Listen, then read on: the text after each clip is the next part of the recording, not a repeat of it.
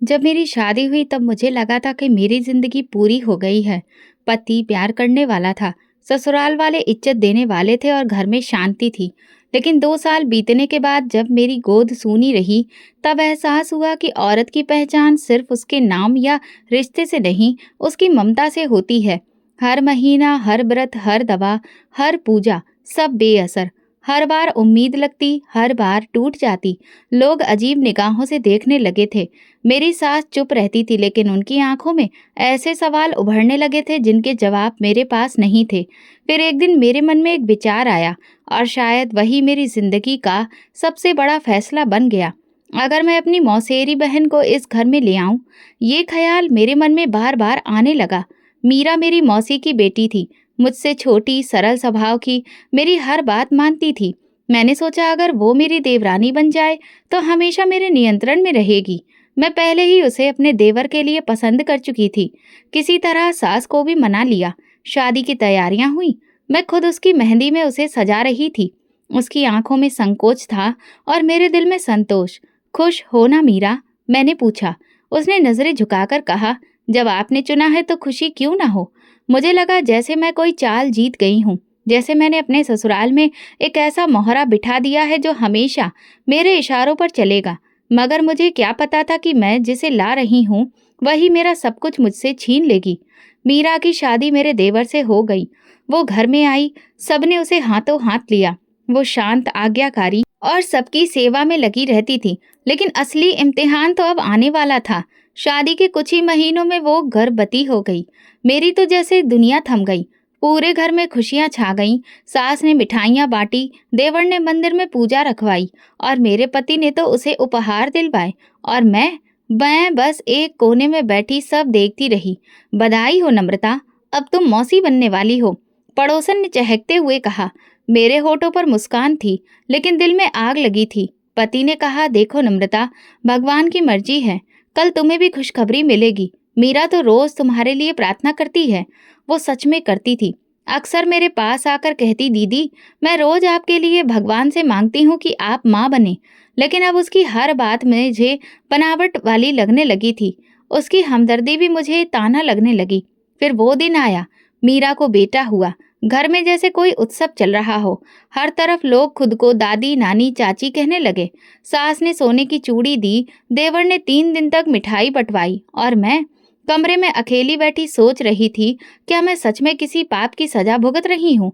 पति मेरे पास आए, मेरा हाथ थामा और कहा, नम्रता, तुम मेरी जिंदगी हो। बच्चा हो या ना हो, तुम हो, यही बहुत है। मैंने सिर हिलाया। आंसू बह निकले, लेकिन मन को चैन नहीं मिला। वक्त गुजरता गया। अब मीरा माँ बन चुकी थी। उसका पूरा ध्यान बच्चे पर था। घर वाले भी अब उसी के आस पास रहते। मैं जैसे अब एक पुरानी अलमारी की तरह रह गई थी, काम की, लेकिन भावनाओं से खाली। मीरा मेरे हर कहे पर अमल करती, भाभी जी कहकर पुकारती, लेकिन उसकी हर मुस्कुराहट मुझे अब दिखावा लगने लगी। सास कभी उसके लिए खीर बनाती, कभी फल काट कर देती, और मैं बस रसोई में खटती रहती। कभी कभी रात भर छत को ताकती रहती, मन में एक ही सवाल, क्या भगवान ने भी मुझे भुला दिया है। एक रात आईने के सामने खड़ी हुई, आंखों के नीचे काले घेरे, चेहरा मुरझाया हुआ, होठों पर कोई रंग नहीं, बस एक थकावट जो आत्मा तक उतर चुकी थी। क्या मेरी कहानी बस इतनी ही है? मैंने खुद से पूछा। अंदर से एक आवाज आई, अभी तो सब शुरू हुआ है नम्रता।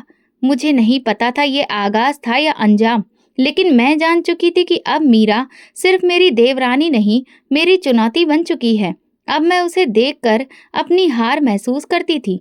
फिर एक दिन जब मीरा दोबारा गर्भवती हुई, सास ने सबसे पहले मुझे बुलाया और कहा, अब उससे ज्यादा काम मत करवाना। नम्रता, तुम तो आदी हो ना सबकी सेवा की।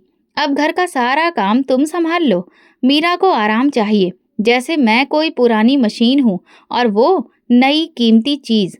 अब घर के सारे काम मेरे हिस्से, कपड़े धोना, खाना बनाना, झाड़ू पोछा, मेहमानों की आओ भगत, और सबसे ज्यादा मीरा की सेवा। कभी उसे दूध गर्म करके देना, कभी फल काट कर, कभी उसकी पसंद का खाना कमरे में ले जाना। लेकिन मैंने कभी शिकायत नहीं की, क्योंकि वो माँ बनने वाली थी। एक दिन मैंने आटे में पानी ज्यादा डाल दिया तो सासू माँ ने गुस्से से कहा, ये भी कोई काम करने का तरीका है? मीरा को तो ऐसा खाना बिल्कुल पसंद नहीं। मुझे जैसे किसी नौकरानी की तरह डांटा गया।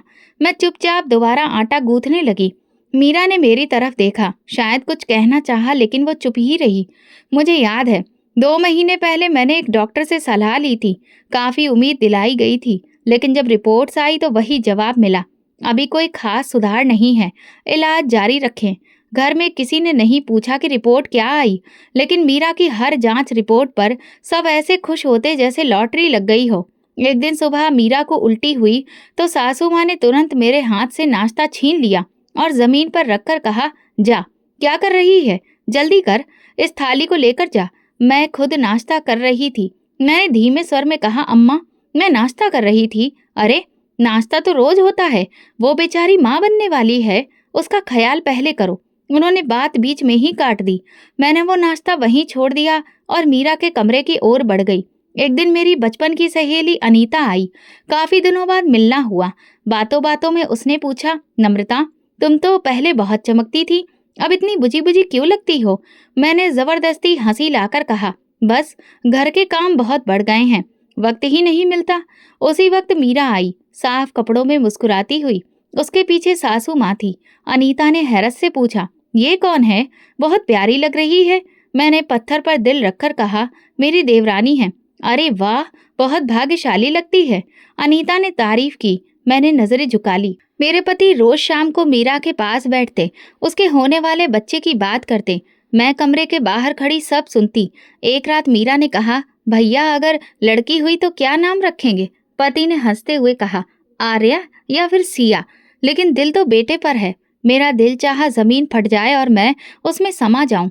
एक दिन ससुर जी ने कहा, तुम दोनों बहनें हो, मीरा को बहन जैसा स्नेह दो, याद रखो तुम ही उसे लाई थी। मुझे वो दिन याद आया जब मैंने ही मीरा को अपने देवर के लिए पसंद किया था, लेकिन अब वो तो जैसे आसमान पर थी और मैं बस एक साया बन गई थी।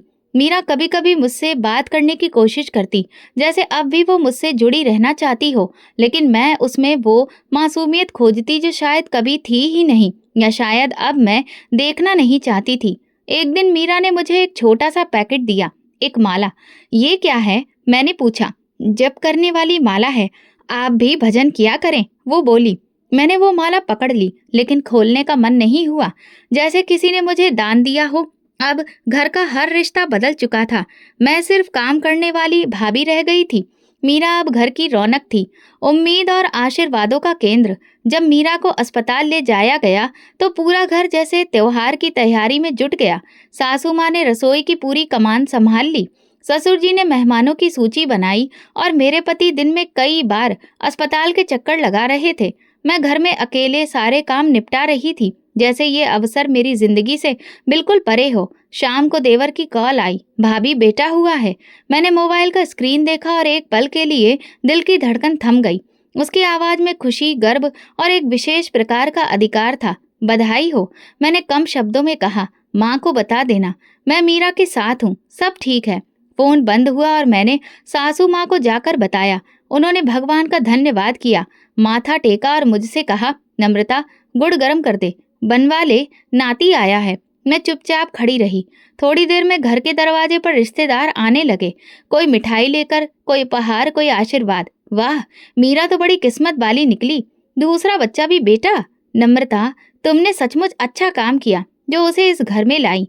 ये सब बातें मेरे कानों में तीर सी चुभ रही थी। एक शाम पति ने आकर नरमी से कहा, नम्रता, तुम चिंता मत करो, भगवान जब चाहेंगे हमें भी खुशखबरी मिलेगी। अभी तो खुश हो जाओ, घर में नई जिंदगी आई है।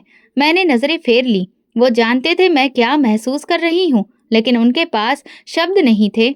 अगले दिन मीरा और बच्चा घर आ गए। घर को गुब्बारों और झंडियों से सजाया गया, जैसे कोई नई नवेली दुल्हन आई हो। मीरा का बेटा सफेद कपड़े में लिपटा हुआ, गुलाबी गालों वाला, सबकी गोद में जा रहा था। सासू माँ ने गर्व से कहा, हमारे कुल का दीपक आ गया, नाम क्या रखोगे?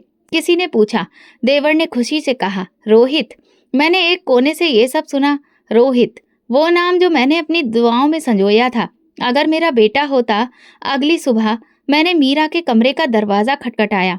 आओ भाभी, अंदर आ जाओ, उसने मुस्कुराकर कहा। चाय दूं? नहीं, बस थोड़ी देर बैठ जाओ, नींद नहीं आ रही। मैं बैठ गई। बच्चा सो रहा था। मीरा ने कपड़े सही किए, थोड़ा झिझक कर बोली, भाभी कभी कभी लगता है जैसे सपना देख रही हूँ। मैंने चुपचाप उसकी बात सुनी। आपकी वजह से मुझे ये सब मिला। काश मैं आपके लिए भी कुछ कर पाती। मैंने नजरें फेर ली और कहा, कभी कभी इंसान जो खुद के लिए मांगता है वो किसी और को मिल जाता है। उसने चौंक कर मेरी ओर देखा, लेकिन कुछ नहीं कहा। अगले दिन बच्चा रो रहा था। मैं रसोई में थी। सासू माँ ने कहा, नम्रता जा देख, मीरा सो रही है, रोहित को कोई संभाले। मैं गई और पहली बार उस बच्चे को उठाया। वो छोटा सा जीवन मेरे हाथों में था। एक पल को लगा जैसे ये सब मेरा है, लेकिन वो लम्हा पलक झपकते बीत गया। बच्चा मेरी गोद में था और वो मेरी ओर देखकर मुस्कुरा रहा था। मैंने उसका हाथ थामा और दिल में एक हल्की सी चुभन महसूस की। क्या हुआ भाभी? मीरा जाग चुकी थी। कुछ नहीं, बस उठा लिया था। रोना बंद हो गया। उसने कृतज्ञता से मुझे देखा। अगले हफ्ते बच्चे का नामकरण संस्कार था।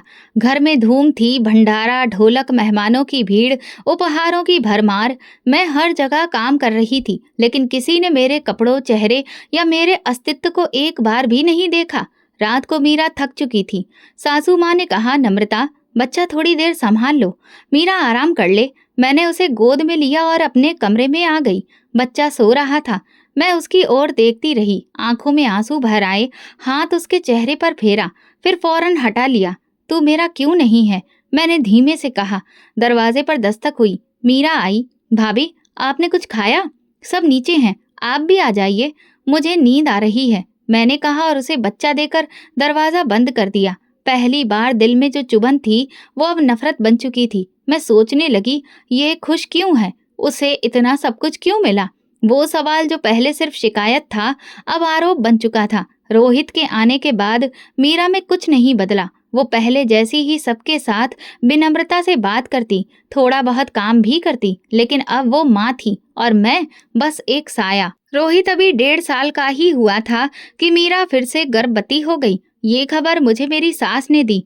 वो चमकती आंखों के साथ रसोई में आई थी। नम्रता, मीरा की जांच रिपोर्ट पॉजिटिव आई है। भगवान ने एक और खुशी देने की ठान ली है। मेरे चेहरे का रंग बदलने लगा, लेकिन सास ने कुछ नहीं समझा। इस बार तो बेटी होगी, देखना, उन्होंने कहा। मैंने बस मुस्कुराकर सिर हिला दिया। घर का माहौल फिर से बदल गया। मीरा के लिए नए कपड़े, पौष्टिक खाना और आराम की व्यवस्था होने लगी। ससुर जी बाजार से फलों की टोकरी लाते, देवर शाम को जूस लेकर आता और सास मीरा को लंबी सैर पर भेजती ताकि बच्चा स्वस्थ पैदा हो। नम्रता, सब्जी में मिर्च कम डालना, मीरा को जलन होती है। नम्रता, आज खिचड़ी बना लो, डॉक्टर ने हल्का भोजन कहा है। नम्रता, बच्चे के कपड़े धो दो, रोहित अभी छोटा है। मैं बस सुनती जाती, करती जाती, जैसे मेरी जिंदगी सिर्फ दूसरों की जरूरतें पूरी करने के लिए ही है। 9 महीनों में मीरा ने बेटे को जन्म दिया। फिर से बेटा। सास तो जैसे खुशी से झूम उठी। मेरे तो भाग्य खुल गए और ये बच्चा भी पूरे घर की केंद्र बिंदु बन गया और मैं वही जिसकी कोई सुध नहीं लेता। अब घर के भीतर बच्चों की माँ को हर वक्त आराम और मदद चाहिए थी और वो जिम्मेदारी मेरी थी। भाभी प्लीज रोहित का बिस्तर ठीक कर दीजिए, छोटा तो दिन भर गोद में रहता है। भाभी रोहित को रोटी खिला दो, मैं छोटे को दूध पिला रही हूँ। एक दिन सुबह मीरा ने कहा, भाभी आपने बर्तन धो दिए? आज अम्मा कह रही थी बाहर वाले आंगन में भी पानी डालना है। मैंने नल खोलते हुए खुद से कहा, अब मैं सिर्फ भाभी नहीं, एक नौकरानी भी हूँ। रोहित अभी 3 साल का ही हुआ था कि मीरा फिर से गर्भवती हो गई। खबर सुनते ही मेरे हाथ से पानी का जग गिर गया। सास रसोई में थी, आकर पूछा, क्या हुआ? हाथ फिसल गया। मैंने टूटे जग की ओर देखते हुए कहा, भगवान करे तुम्हारा भाग्य भी जाग जाए। मीरा को देखो, जैसे भगवान खुद पूछते हैं, बता क्या चाहिए। इस बार भी बेटा हुआ। घर में बड़ी दावत रखी गई, सबने बधाइयां दी। सास ने देवर को गले लगाते हुए कहा, अब तो पूरा परिवार बन गया हमारा, 3 बेटे। पति एक कोने में खड़े थे, मेरी ओर देखा और नजरें झुका ली। शायद जानते थे कि मेरे दिल पर क्या बीत रही है, मगर कहने को उनके पास कोई शब्द नहीं थे। अब मीरा की व्यस्तता और बढ़ गई थी। 3 बच्चों की देखभाल, उनका खाना, नखरे, नींद, लेकिन फिर भी इज्जत और प्यार उसी के हिस्से में था। एक दिन सुबह मीरा ने दरवाजा खोला। मैं आंगन में झाड़ू दे रही थी। भाभी जरा ये छोटा पकड़ लीजिए, रोहित बाथरूम में बंद कर रहा है खुद को। उसने बच्चा मेरी गोद में देना चाहा। वो 6 महीने का था, गोरा चिट्टा, भूरे बाल, मुझे देखकर मुस्कुरा रहा था। मैं ठिठक गई, हाथ आगे नहीं बढ़ाए। भाभी, मीरा चौंक गई। मैं नहीं संभाल सकती, ले जाओ। क्या मतलब? मैंने कह दिया ना, अपनी संतान खुद संभालो। मीरा चुप हो गई, बच्चे को सीने से लगाया और धीमे कदमों से अंदर चली गई। उसी शाम सास ने कहा, मीरा से सुना तुमने बच्चा नहीं संभाला, कोई शर्म होती है? जब बच्चे की चाहत थी तो इतनी बातें करती थी, अब मौका आया तो मुंह मोड़ लिया। मैं माँ नहीं हूँ तो ममता कहाँ से लाऊं?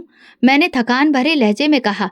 सास ने ताना मारा, जबान तो देखो, पति की नजरों में गिर जाओगी। मैं चुप रही, जानती थी मैं पहले ही काफी नीचे गिर चुकी हूँ। रात को पति आए, तुम ठीक हो? आपको लगता है मैं ठीक हूँ? उन्होंने लंबी सांस ली। मीरा की कोई गलती नहीं, बस उसका नसीब अच्छा है। तो मैं क्यों अपना दिल काला कर रही हूँ? क्योंकि मेरा दिल जल रहा है और तुम सब उस जलते दिल के आसपास बैठकर खुशियां मना रहे हो। वे खामोश रहे और मैं उनकी खामोशी में अपनी तन्हाई का शोर सुन रही थी। अब ये जख्म दिल तक नहीं, आत्मा तक पहुंच चुका था। रातों को जब पूरा घर सो जाता, मैं आंगन में बैठकर खुद से सवाल करती, आखिर मैं ही क्यों खाली हूँ? मीरा ही क्यों बार बार माँ बनी? मेरे अंदर क्या कमी है? तीसरे बेटे की पैदाइश के बाद घर का माहौल बदल गया था। एक सुबह सास चाय पी रही थी। रोहित, आजा बेटा, देख तेरी माँ क्या लाई है तेरे लिए। रोहित भागता हुआ आया, उसके हाथ में कार का खिलौना था। अरे, ये तो कल बाजार में देखी थी। अम्मा, मीरा को पता है ना तुझे क्या पसंद है, इसीलिए लाई। मैं सबको देख रही थी पर कोई मुझे नहीं देख रहा था। मैं चुपचाप रसोई में चली गई। शाम को मोहल्ले की औरतें आईं, 3-3 बेटे। वाह मीरा, तुम्हारा तो भाग्य जाग गया। और नम्रता, वो तो बस चुप और दुखियारी सी लगती है। बेचारी, बेचारी। इस शब्द ने जैसे कानों में गर्म शीशा डाल दिया। मैं अंदर गई, अलमारी खोली, अपनी शादी की तस्वीरें निकाली। लाल लहंगा, माथे पर टीका और आंखों में वो सपने जो अब राख हो चुके थे। तस्वीर पर हाथ फेरते हुए कहा, तब तुम सबकी चहेती थी, अब शायद कोई याद भी नहीं करता। दोपहर में मीरा बच्चों के साथ खेल रही थी, एक गोद में, एक कंधे पर और एक पास लेटा हंस रहा था। भाभी, ये वाला सो नहीं रहा, मीरा ने हंसते हुए कहा। बच्चे की आंखें मुझ पर जमी थीं, मासूम, उजली, अनजान। मेरे अंदर कुछ खौलने लगा। अगली सुबह जब मीरा तरुण को दूध पिला रही थी, सास ने मुझे पुकारा, नम्रता, रोहित का बैग तैयार कर दो, आज स्कूल में फोटो खिंचनी है। मैंने जल्दी जल्दी बैग तैयार किया, पर जब जूते लाने गई, एक जूता गायब था। नहीं मिला अम्मा, तुम्हें हर चीज गलत ही क्यों मिलती है? मैंने कुछ नहीं कहा, बस जूतों के ढेर में ढूंढती रही और खुद से कहा, काश ये सब मेरी किस्मत से गायब हो जाए। कुछ दिन बाद मीरा ने नई साड़ी खरीदी, गुलाबी रंग की, हल्की कढ़ाई वाले किनारे के साथ। सास ने कहा, तुम पर हर रंग फबता है मीरा। मैं मीरा के पास जाकर साड़ी को छूते हुए बोली, अच्छी है, लेकिन इसकी कीमत तुमने नहीं दी। क्या मतलब? मीरा ने चौंक कर पूछा। कुछ नहीं, बस दिल की बात है। भाभी, आप दिल की बातें मुझसे बांट सकती हैं, आखिर आप ही तो हैं मेरी। रहने दो मीरा, अब मैं खुद से भी बातें नहीं करती। रात को मैंने सपना देखा, मैं पहाड़ के किनारे पर खड़ी हूँ, मीरा अपने बच्चों के साथ नीचे खेल रही है। मैं सबको नीचे धक्का देना चाहती हूँ, लेकिन मेरा हाथ कांपने लगता है। आंख खुली तो पसीना पसीना थी। सुबह मीरा मेरे पास आई, भाभी आप परेशान लग रही हैं, सब ठीक है? तुम क्यों पूछती हो, तुम्हारे पास तो सब कुछ है, 3 बच्चे, पति का प्यार, सास की दुआएं, मुझे छोड़कर सबकी फिक्र है तुम्हें। भाभी अब रहने दो, तुम कभी नहीं समझोगी। अब मैं मीरा के बच्चों को अक्सर देखती रहती, उनके हंसने पर मेरी भौएं सिकुड़ जाती, उनके खेलने पर दिल जलता। और एक दिन मैंने खुद से कहा, ये क्यों खुश है, मैं क्यों नहीं? अब ये सवाल जहर बन चुका था। सुबह का समय था, बच्चे नाश्ते के बाद खेल रहे थे। मीरा थकी हुई लग रही थी। पिछली रात तरुण ने बार बार जगाया था। सास ने कहा, बेटा तू जाकर नहा ले, मैं बच्चों को देख लेती हूँ। मीरा उठकर स्नान घर की ओर चली गई। बच्चे आंगन में बिखरे हुए खिलौनों के साथ लेटे हुए थे। रोहित कोने में कार चला रहा था, दूसरा बच्चा नींद में झपकियां ले रहा था और तरुण छोटा सा मासूम जमीन पर पीठ के बल लेटा हुआ था। सास अपनी बहन के घर चली थी, देवर दफ्तर और पति दुकान पर था। घर शांत था, जैसे कोई रोके बैठा हो। मैं रसोई से बाहर निकली और आंगन में आ गई। तरुण को देखते हुए मेरे दिल में फिर वही सवाल गूंजा, ये क्यों खुश है? मैंने खुद से कहा, बस एक बार इसे उठा लेती हूँ, देखते हैं क्या होता है। मैं झुकी, तरुण को धीरे से उठाया। उसने आंखें खोलकर मुझे देखा और हल्की सी मुस्कान दी। मेरे कदम अपने आप चलने लगे। दरवाजा खोला, बाहर निकली। किसी ने रोका नहीं, किसी ने सवाल नहीं किया, जैसे सबने मुझे इजाजत दे दी हो। गली पार करके मैं तेज कदमों से कूड़े वाली जगह की तरफ बढ़ने लगी। वही पुराना कचरा स्थान जहां मोहल्ले के सारे लोग कूड़ा फेंकते थे। वहां बदबू, मक्खियां और लापरवाही का राज था। रास्ते में तरुण हंस रहा था, जैसे कोई खेल खेल रहा हो। मेरे कदम रुक गए, दिल धड़का। मैं क्या कर रही हूँ? मैंने उस पर आसमान की तरफ देखा और कहा, किसी ने मेरा दुख नहीं देखा तो मैं क्यों किसी पर दया करूं? कूड़े के ढेर के पास पहुंची, एक कोना देखा जहां मिट्टी थोड़ी नरम थी। पास ही पड़े टूटे डिब्बे से एक काला पॉलीथीन उठाया। तरुण अब भी हंस रहा था, जैसे मुझे पहचानता हो। मैंने कांपते हाथों से उसे पॉलीथीन में लपेटा और मिट्टी खोदने लगी। वो जगह ज्यादा सख्त नहीं थी। जल्दी ही एक छोटा सा गड्ढा बन गया। मैंने पॉलीथीन को उसमें रखा और मिट्टी से ढकने लगी। आखिरी बार तरुण का चेहरा आंखों के सामने आया। आंखें बंद थीं, जैसे सो रहा हो। मैंने आखिरी मुट्ठी मिट्टी डाली और पीछे हट गई। दिल जोर जोर से धड़क रहा था, पसीना बह रहा था, लेकिन शरीर सुन्न था। वापसी का रास्ता वैसा ही था, पर हर कदम भारी लग रहा था। घर पहुंची तो दरवाजे पर सन्नाटा था। घर में अब सिर्फ 2 बच्चे थे और मीरा, जो स्नान घर से बाहर आ रही थी। तरुण कहाँ है? उसने पूछा। मैंने नजरें चुराई। यहीं कहीं होगा, तुम्हारे ही बच्चे हैं, खुद देखो। मीरा ने बच्चों के बीच देखा, फिर आंगन में दौड़ने लगी। तरुण, तरुण। सास अभी तक नहीं लौटी थी और मीरा का चेहरा पीला पड़ चुका था। मैं चुपचाप कमरे में जाकर बैठ गई। दिल किसी अंधेरी गहराई में डूबा था। बच्चे अब भी खिलौनों से खेल रहे थे, जैसे कुछ हुआ ही ना हो। कुछ देर बाद मीरा रोती हुई मेरे कमरे में आई। भाभी, आपने तरुण को कहीं देखा? वो नहीं मिल रहा। मैंने ठंडी आवाज में कहा। नहीं देखा, पर वो तो यहीं था। आप बाहर गई थी ना? हाँ, दूध लेने। सूरज ढल रहा था, लेकिन तरुण का कुछ पता नहीं चला। घर में अजीब सी बेचैनी फैल गई। मीरा की हालत बिगड़ रही थी। वो बार बार आंगन में एक कोने से दूसरे कोने तक घूम रही थी। मोहल्ले की औरतें भी आ गई थीं। कुछ चुपचाप तमाशबीन, कुछ सवाल करती, कुछ बातें बुदबुदाती। क्या उसने दरवाजा खोला था? इतना छोटा बच्चा कहाँ जा सकता है? तभी पास वाली मौसी, पड़ोस की मौसी ने ऊंची आवाज में कहा, मैंने खुद देखा है। नम्रता तरुण को गोद में लिए गली पार कर रही थी। साथ में एक काला पॉलीथीन भी था। एक लम्हे को सब शांत हो गए। सबकी निगाहें मेरी ओर उठी। मैं तब तक कमरे के दरवाजे पर खड़ी थी।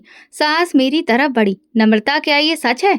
मैंने पलकें झपकाई और सपाट लहजे में कहा, मौसी को भ्रम हुआ होगा, मैं तो दूध लेने गई थी। पति की आवाज पहली बार सख्त हुई। दूध लेने जा रही थी या कुछ और? मैंने नजरें चुरा ली। मीरा मेरे पास आई। भाभी प्लीज, अगर आपने तरुण को कहीं रखा है बता दो। मैं कसम खाती हूँ कुछ नहीं कहूंगी, बस मेरा बच्चा लौटा दो। मैंने जोर से कहा। मैंने कुछ नहीं किया, बार बार इल्जाम क्यों लगाती हो? मीरा पीछे हटी। उसकी आंखों में दर्द, हैरानी और एक सवाल था। आप ऐसा कर भी कैसे सकती हैं? देवर गुस्से से बोला। नम्रता, अगर सच नहीं बताया तो मैं पुलिस बुला लूंगा। सास ने उसे रोका। ठहरो, पहले से मौका दो, शायद सच बता दे। पति ने मुझे एक तरफ ले जाकर धीरे से कहा, नम्रता, अगर कुछ किया है तो अब छुपाने से क्या फायदा? हम मिलकर देखेंगे क्या किया जा सकता है। मैंने गुस्से में कहा, तुम सब चाहते हो कि मैं एक इल्जाम अपने सिर ले लूं, सिर्फ इसलिए कि मैं मां नहीं बन सकी? उसने कहा, ये बात नहीं है, हम बस सच जानना चाहते हैं। घर के हर कोने से आंखें मुझे घूर रही थीं, हर आंख में शक, हर दिल में सवाल। तभी एक और पड़ोसन बोली, मैंने भी देखा था, नम्रता के हाथ में कुछ था, बच्चा ही लग रहा था। मीरा फिर मेरे पैरों में गिर पड़ी। भाभी, भगवान के लिए बता दीजिए, तरुण कहाँ है? अगर भूखा है तो उसे खाना दे दूं, अगर रो रहा है तो गोद में ले लूं, बस बता दो, वो जिंदा है। मैंने उसके हाथ झटक दिए और कमरे में चली गई। दरवाजा बंद कर लिया। कमरे में अंधेरा था, लेकिन दिल का अंधेरा उससे कहीं गहरा। बाहर बच्चों के रोने की आवाजें थीं, मीरा की सिसकियां, सास की चीखें, देवर की गूंजती आवाजें। मैं अब चुप नहीं बैठूंगा। दरवाजा जोर से बजा। पति की आवाज थी, नम्रता दरवाजा खोलो, बात करनी है। मैंने दरवाजा खोला। वो अंदर आया, मुझे घूर कर देखा। ये आखिरी बार पूछ रहा हूँ, बच्चा कहाँ है? मैंने कहा, मैंने कुछ नहीं किया, मौसी को भ्रम हुआ है। सब मुझे कसूरवार मानने को तैयार बैठे हैं। वो कुछ देर तक मुझे देखता रहा, फिर चुपचाप चला गया। रात गहराती गई, लेकिन किसी की आंख नहीं लगी। मीरा आंगन में बैठी थी, उसकी गोद खाली, आंखें बंद। मैं अंदर बैठी थी, दिमाग में सिर्फ शोर था। सुबह की आरती शुरू हो गई थी, लेकिन घर में कोई नहीं सोया था। तभी दरवाजा फिर से बजा। मोहल्ले के कुछ लोग, महिलाएं और पुरोहित जी आ गए। किसी के हाथ में गंगा जल था, किसी के हाथ में रामायण, लेकिन हर आंख में एक ही सवाल था, बच्चा कहाँ है? पड़ोस की मौसी ने सबके सामने फिर से अपनी बात दोहराई। मैंने नम्रता को बच्चा ले जाते देखा था। ये मेरा भ्रम नहीं है, मैं कोई अंधी नहीं हूँ। एक औरत बोली, इतने दिन हो गए, अगर बच्चा कहीं छिपाया है तो बता दे, मर भी गया होगा तो कहीं गाड़ा जा चुका होगा। दूसरी ने कहा, क्या माँ ना बन पाने का मतलब ये है कि किसी और की संतान छीन ली जाए? तीसरी ने झट से कहा, हम पुलिस बुलाते हैं, हवालात में जाएगी तो ही सच उगलेगी। मेरे कानों में शोर बढ़ता जा रहा था, सांस लेना मुश्किल हो रहा था। पति ने नजरें नीचे झुका रखी थीं, देवर भी मुट्ठियां भींचे नीचे खड़ा था। नम्रता, आखिरी बार कह रहा हूँ, सच बता दो, उसने गंभीर स्वर में कहा। मैंने चारों ओर देखा, हर ओर बस चेहरे थे, हर चेहरे पर आरोप, नफरत और ताने। दिल में कुछ टूटने लगा, जैसे भीतर कोई भारी पत्थर हट गया हो। हाँ, मैं ले गई थी तरुण को। मेरी आवाज ऊंची थी, एक पल को पूरा घर सन्न रह गया। हाँ, मैंने ही उसे उठाया था, मैंने ही उसे बाहर ले जाकर कूड़े के ढेर के पास दफना दिया था, क्योंकि मैं बर्दाश्त नहीं कर सकती थी ये सब। उसकी हंसी, उसकी माँ का गर्व, तुम सबकी नजरें, तुम लोगों का प्यार जो कभी मेरा था और अब किसी और का हो चुका था। मीरा ने झटके से आंखें खोली, सास ने दोनों हाथ सिर पर रख लिए। हे भगवान, ये क्या सुन लिया? देवर एक कदम मेरी ओर बढ़ा, लेकिन पति ने बीच में आकर उसे रोका। तुमने ऐसा क्यों किया? उसने गुस्से से पूछा। क्योंकि मैं माँ नहीं बन सकती। मेरी आवाज कांप रही थी। और तुम सबने मुझे इसी आधार पर जीने के लायक नहीं छोड़ा। सारा दिन मुझसे काम करवाया जाता था। इज्जत, ये शब्द सिर्फ मीरा के लिए रह गया था। तुम लोग कहते थे सब्र करो, भगवान देगा, लेकिन इस उम्मीद ने मुझे पागल बना दिया। पति ने मेरी ओर देखा, आंखों में ऐसी नजर जो पहले कभी नहीं देखी थी, और एक जोरदार थप्पड़ मेरे गाल पर पड़ा। तुम इतनी गिर सकती हो? तुमने एक माँ की गोद उजाड़ दी, सिर्फ अपनी कमी की सजा देने के लिए। मैं खामोश खड़ी रही, चेहरे पर हाथ रखे, लेकिन अब आंखों में आंसू नहीं थे। सास चीखी, मैंने तुझे बेटी बनाकर अपने बेटे से ब्याह दिया और तूने मुझे ये जहर दिया। देवर गुस्से में दरवाजे की तरफ बढ़ा। मैं पुलिस बुलाता हूँ, अब कानून इसका फैसला करेगा। पति ने उसे रोक कर कहा, नहीं, पुलिस नहीं बुलाएंगे। देवर चिल्लाया, क्या मतलब? हमें अपनी इज्जत बचानी है। हमारे मोहल्ले, हमारे खानदान में अगर ये बात कानूनी शक्ल में गई तो हम कहीं भी कैद नहीं रहेंगे। मोहल्ले के कुछ बड़े बुजुर्ग भी इसमें हामी भर बैठे। पुरोहित जी ने कहा, बेटी ने पाप किया है, बड़ा पाप, मगर पाप स्वीकार करना भी साहस है। अब ये बात यहीं समाप्त होनी चाहिए। मीरा झुकी हुई थी, जैसे उसके शरीर में कोई ताकत ना हो। मैं उसके पैरों में बैठ गई। मुझे माफ कर दो। तुम्हारा बेटा तुम्हारी दुनिया था, मैंने तुमसे वो छीन लिया। उसने मेरा हाथ झटक दिया। तूने मेरी ममता का खून किया है, भगवान तुझसे हर पल का हिसाब देगा। मोहल्ले वाले धीरे धीरे लौट गए, मगर उनकी नजरें मेरे भीतर तीर की तरह धंस गई थीं। उस दिन के बाद से जैसे सब कुछ थम सा गया। देवर और मीरा अगले ही दिन बच्चों को लेकर घर छोड़ गए। सास ने अपने कमरे का दरवाजा बंद कर लिया। पति ने मुझसे बात करना छोड़ दिया। मुझसे ना कोई बोलता, ना कोई सुनता। घर वही था, दीवारें वही थी, लेकिन अब हर चीज अजनबी लगने लगी थी। सुबह सास आकर मेरे कमरे का दरवाजा खटखटाती, नलका खोल दो, पानी भरकर रख दो, आटे में नमक कम ना हो, और याद रखना, तुम्हें खाने के समय चौके पर नहीं बैठना है। मैं कुछ कहती तो वो घूर कर देखती, जुबान बंद रख, हमने तुझे कानून से बचा लिया, अब ये छत ही तेरी सजा है। पति रात को देर से आता और सीधा दूसरे कमरे में चला जाता। मैं दरवाजे के पीछे खड़ी रहती, उसके कदमों की आहट सुनती, दिल में उम्मीद जगती, शायद आज वो मेरी तरफ देखेगा, शायद कुछ बोले, मगर वो खामोशी से निकल जाता, जैसे मैं वहां हूं ही नहीं। कई दिन बीत गए, मैं काम करती रही, एक नौकरानी की तरह, सिलती, धोती, बर्तन मांजती, कपड़े सुखाती और शाम को चुपचाप अपने कमरे में कैद हो जाती। एक दिन सास ने गरम सब्जी मेरी आंखों के सामने से उठा ली। ये हमारे लिए है, तेरा खाना रसोई के दरवाजे के पास रखा है, बासी है, जाकर खा ले। मैंने कहा, मैंने भी इतना ही काम किया है, मुझे भी उतना ही खाने का हक है। वो हंसी, हक? तेरा हक तो उस दिन खत्म हो गया था जब तूने एक माँ की गोद उजाड़ी थी। अब बस सजा है। कई रातें भूखी बीती, कई दिन प्यासे, और फिर एक दिन शरीर पर एक छोटा सा निशान उभरा, सुर्ख धब्बा जो धीरे धीरे फैलने लगा। मैंने छिपाने की कोशिश की, मगर चेहरा भी चपेट में आ गया। सास ने देखकर पीछे हटते हुए कहा, ये क्या है तेरे चेहरे पर? बस खाज है, गर्मी की वजह से। मैंने कहा, ये खाज नहीं, कोई बुरी बीमारी है। वो बोली और हाथ झाड़ती हुई बाहर निकल गई। अगले दिन पूरा शरीर जलने लगा, जैसे किसी ने अंगारे रख दिए हों। मैंने आईने में देखा, आंखों के नीचे सूजन, चेहरे पर फोड़े, हाथों की त्वचा खुरदरी और पैरों पर गहरे जख्म। मैं अस्पताल नहीं जा सकी क्योंकि मुझे वहां ले जाने वाला कोई नहीं था। पति से कहा, मुझे डॉक्टर के पास जाना है। उसने एक नज़र देखा और बोला, थोड़ा मरहम लगा लो, वक्त के साथ ठीक हो जाएगा। लेकिन वक्त के साथ ये और बिगड़ता गया। एक रात सोते हुए हाथ का जख्म फट गया, खून बहने लगा, कपड़े खराब हो गए। मैं उठी और धीरे से वॉशरूम गई, लेकिन दरवाजा खोला तो सास खड़ी थी। उन्होंने पीछे हटते हुए कहा, खबरदार, मेरे पास मत आना, तुमसे बहुत गंदी बदबू आ रही है। माँ, ये बीमारी है, मुझे डॉक्टर के पास ले चलिए। मैं तेरा इलाज नहीं करवाऊंगी, मैंने तुझे पाला नहीं, अब तेरे साथ जीना भी नहीं। अगले दिन उन्होंने मेरे मायके फोन किया, तुम्हारी बेटी को कोई गंभीर छूत की बीमारी है, इसे ले जाओ, वरना हम इसे कहीं फेंक आएंगे। लेकिन वहां से जवाब आया, हमने ऐसी बेटी को मर चुका मान लिया है, वो हमारी इज्जत का जनाजा बना चुकी है। ये सुनते ही सास का फैसला हो गया था। एक शाम पति घर आया, खामोशी से मेरे कमरे का दरवाजा खोला। मैं चटाई पर लेटी थी, चेहरे पर कपड़ा रखा हुआ था। उठो, उसने कहा। कहाँ ले जा रहे हो? जहाँ तुम्हारी असली जगह है। क्या तुम मुझे घर से निकाल रहे हो? मैंने कांपती आवाज में पूछा। ये घर तुम्हारा नहीं रहा, अब वही जगह मिलेगी जो तुमने तरुण के लिए चुनी थी। मैं कुछ नहीं बोल सकी, चुपचाप चादर ओढ़कर उठ खड़ी हुई। वो मुझे अपने साथ ले चला, एक सुनसान गली में रुका, वहीं जहाँ कूड़ा फेंका जाता था। उतरो, उसने कहा। यहाँ? मैं कांप गई। हाँ, यही तेरे जैसे लोगों की जगह है। मैं नीचे उतरी, जमीन पर गंदगी, मक्खियां, सड़ांध और खामोशी थी। उसने एक पुरानी बोरी मेरे पास फेंकी। इसे ओढ़ लेना, और हाँ, मत सोचना कि कोई लेने आएगा, तुम्हारा अब सब खत्म हो चुका है। वो मुड़ गया और मेरा प्रायश्चित शुरू हो गया। 2 दिन बीत गए, मैं उसी गंदी बोरी में लिपटी कूड़े के ढेर के किनारे बैठी थी। रात को कुत्ते भौंकते, दिन में मक्खियां मेरे जख्मों पर मंडराती। शरीर में ताकत बाकी नहीं थी, पर नींद भी नहीं आती थी। हर गुजरता इंसान या तो घृणा से देखता या नजरें फेर कर चला जाता।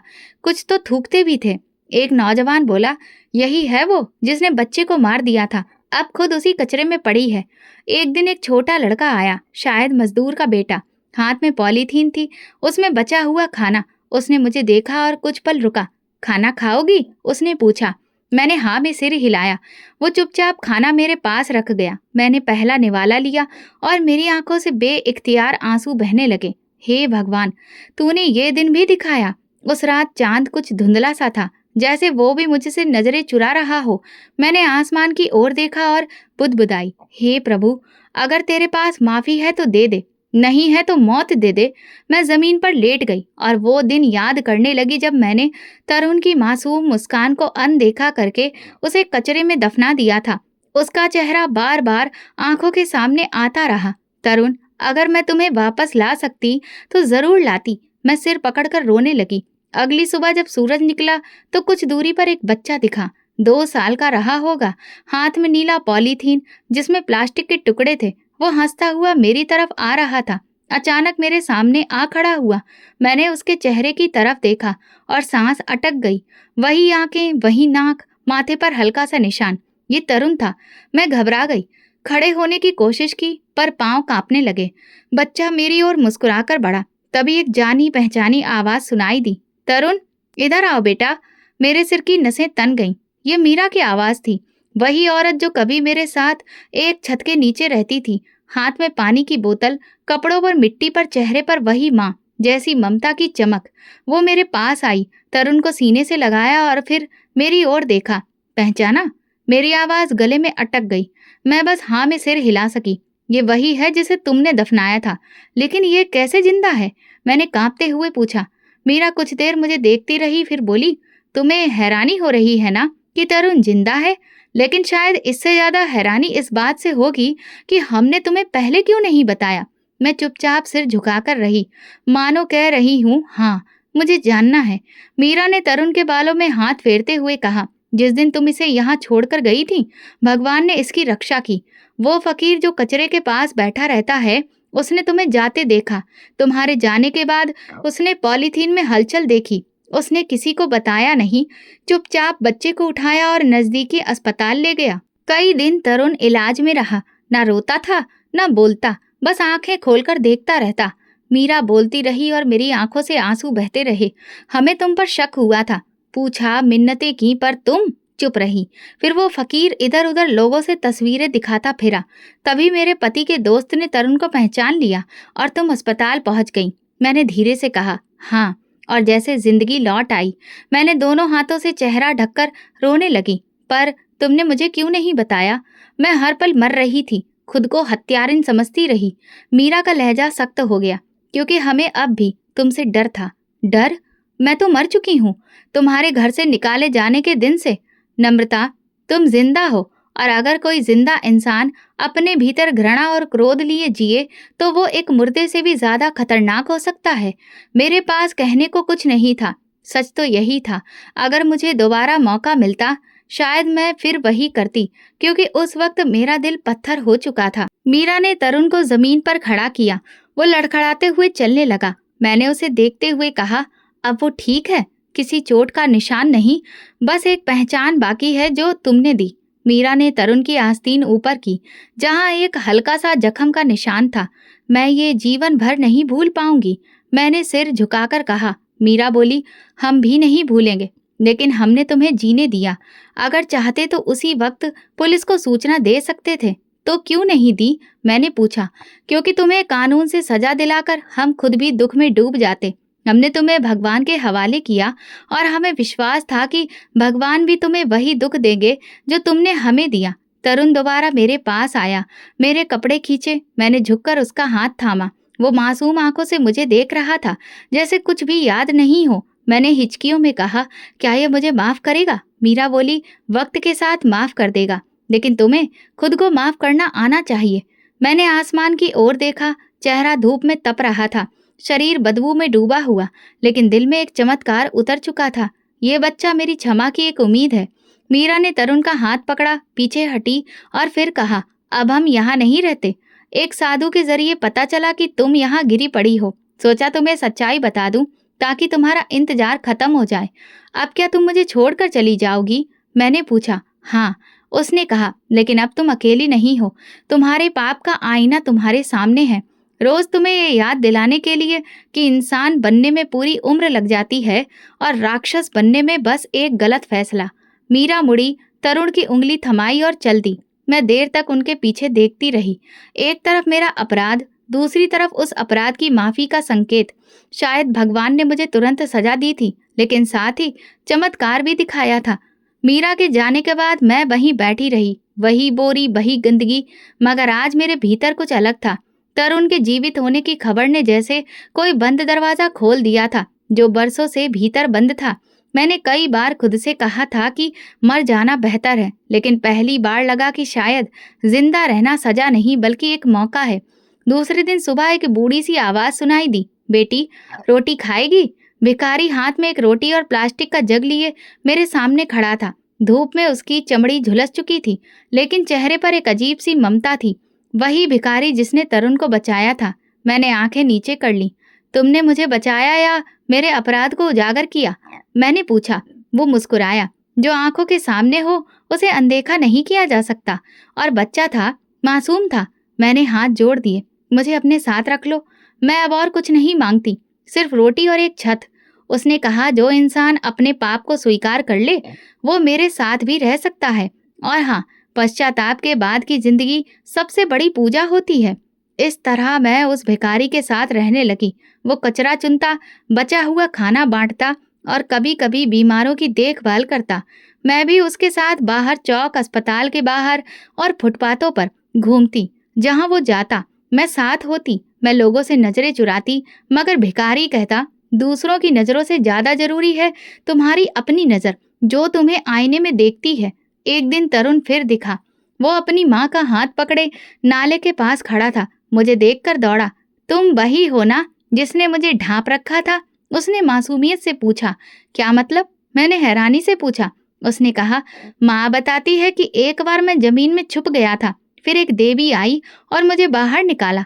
मैं जमीन पर गिर गई, आंखों से बहते आंसुओं में प्रार्थना घुल गई। हे भगवान, तू बच्चों के दिल में भी माफी डाल देता है।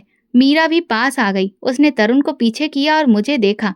क्या अब तुम्हें मन की शांति मिली? उसने पूछा। मैंने हाथ जोड़कर कहा, नहीं, जब तक तुम मुझे माफ नहीं करती, जब तक तुम्हारी प्रार्थना मुझे नहीं स्वीकारती, मैं कभी चैन से नहीं रह सकती। कुछ पलों तक उसने खामोशी में मुझे देखा।